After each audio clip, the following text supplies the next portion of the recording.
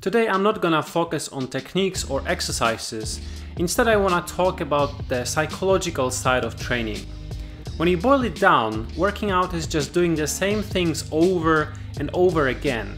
You can try to keep it interesting by doing different kinds of workouts and using a wide variety of exercises, but at some point you're just gonna have to repeat the cycle. If you want to get better at doing pull-ups, you're just gonna have to do pull-ups over and over and over again. Endless repetition is the key to mastery, but the downside is that it can get boring or monotonous. If you get bored, you lose motivation, and when you lose motivation, you just stop training. I know the dangers of losing interest because I've been struggling with staying motivated for the last couple of months myself. I kept on going just out of sheer habit, because training has been a part of my life for so long. This is why I believe we should look for all the little things that can bring back the excitement to working out. Getting good at calisthenics ought to be looked at as a long-term project, and that's why we need to pay a lot of attention to the mental side of training as well. When you're excited, you want to train much harder and longer, and you're gonna progress much faster this way compared to just doing it out of habit or the feeling of obligation. This is what brings us to the topic of this video, which is training with resistance bands. I believe it is one of the more enjoyable and exciting ways of training because it makes you feel much stronger and more able than you really are. Bands allow you to do stuff that you normally cannot, and it's fun. Let's say you're training for front lever and you're doing all kinds of progressions like tuck holds and negatives. They're fine and will eventually get you the skill, but if you use a band, you can practice by doing the actual skill that motivated you to work out in the first place. Even though you're using help, it's still way more fun than doing easier progressions.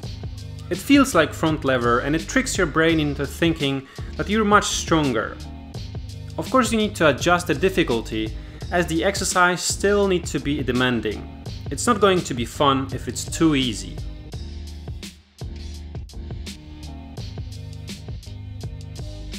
I think we fixate too much on a question, what is the most optimal and fastest way of getting a skill, while we should be asking what is the most fun way of getting a skill.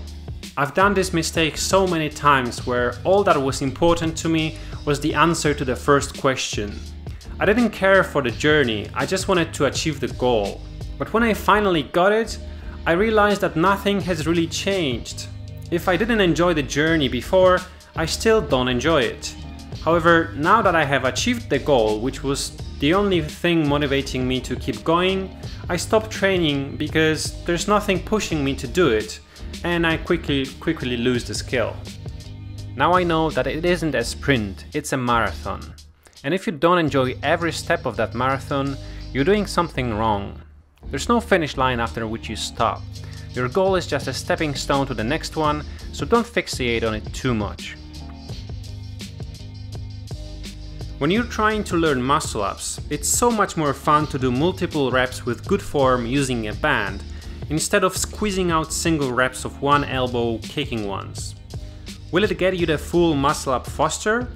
I don't know, but who cares? Just have fun and it will make sense in the long run. Even if you're a beginner who's just learning pull-ups, you can use a band because doing full reps with assistance is much more exciting than performing negatives all the time. Are you trying to learn planche? Sure, everybody wants to be able to hold it because it looks awesome. However, in the process of learning it, you're gonna be doing tuck variations for a long time, which are way less exciting and don't look or feel that good. Unless you're using a band, then you can hold the straddle planche, and every time I do a workout like this, I get pumped up and excited about training the skill more intensely. There are some other advantages of using bands, like getting your body used to being in the actual position you're striving for, but here I wanted to focus on mental side of it. The saying, fake it till you make it, makes perfect sense in this context.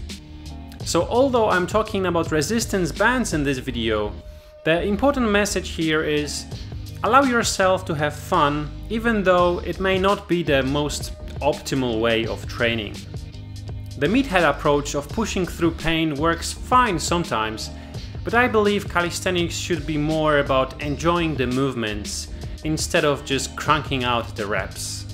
Thanks for watching and see you all soon again.